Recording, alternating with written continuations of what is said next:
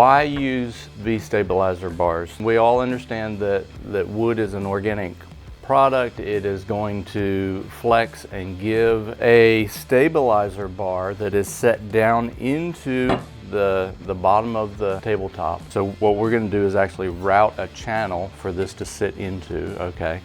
And that just gives so much stability, and you know, obviously once this is installed, everything is going to be flat, it's going to be straight, and it can still give and take a little bit with the moisture and the humidity and all of that good stuff, but it just adds a real rigidity to a tabletop that it wouldn't otherwise have.